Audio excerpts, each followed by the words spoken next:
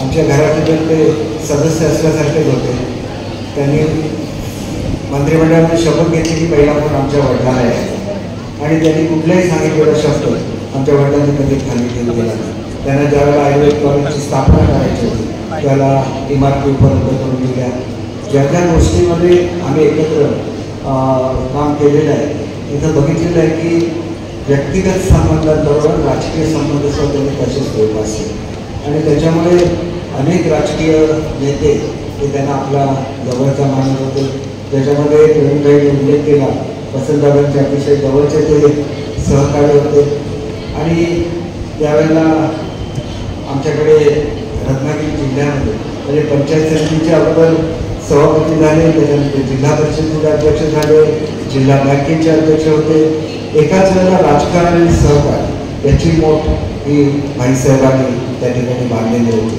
त्याच्यामुळे शिवरामभाऊ जाधव असतील, दिलीप धनम असतील, सर्वांना एकत्र कसं ठेवायचं हे भाईसाहेबांकडून शिकायचं. या ठिकाणी नेमळे कारखान्याची स्थापना प्रतापरावांनी केली, परंतु पुढच्या काळामध्ये त्याला बळ देण्याचं काम हे भाईसाहेबांनी केलं आणि भाईसाहेब एक असं व्यक्तिमत्व होतं की सर्वांचं प्रेम त्यांनी मिळवलं आणि आमची अपेक्षा होती की खासदार म्हणून भाईसाहेब निवडून देखील अगदी मोजक्या मताने खासदारकीमध्ये त्यांचा पराभव झाला.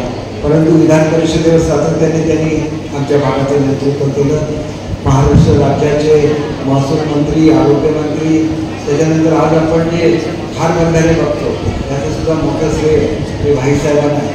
त्या काळामध्ये डेन्मार्क देशाबरोबर त्यांनी त्या खात्याचा राज्यमंत्री म्हणून करार करण्याचा प्रयत्न केला.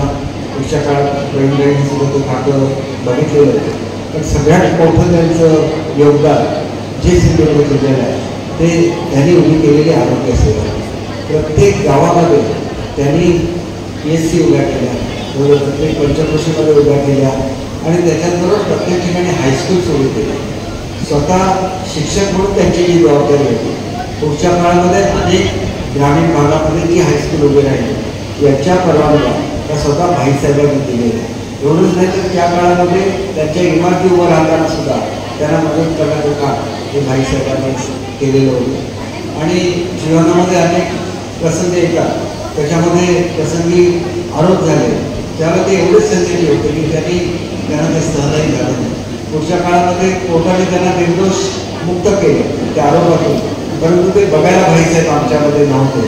ही दुर्दैवाची बाब आहे आणि म्हणून कोकणी मनुष्य किती संवेदनशील असतो याचं सुद्धा उदाहरण भाईसाहेब आहे.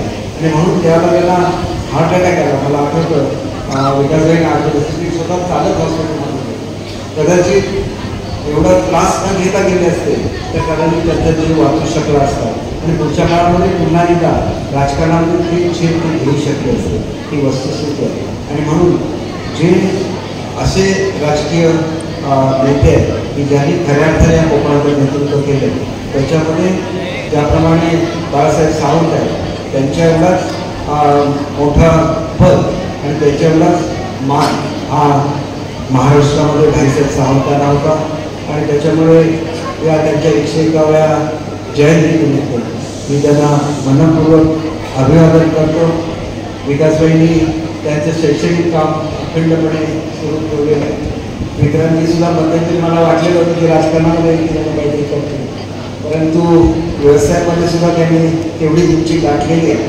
आम्हाला नेहमी प्रेम आणि अभिमान वाटतो की भाईसाहेबांचा नातू एवढं चांगलं काम करतो.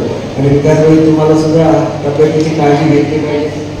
जास्तीत जास्त काम तुमच्या हातून सुद्धा घडेल आणि खूप चांगली सेवा तुमच्या हातून सुद्धा या शैक्षणिक क्षेत्राची घडो अशी मी ईश्वराची प्रार्थना करतो.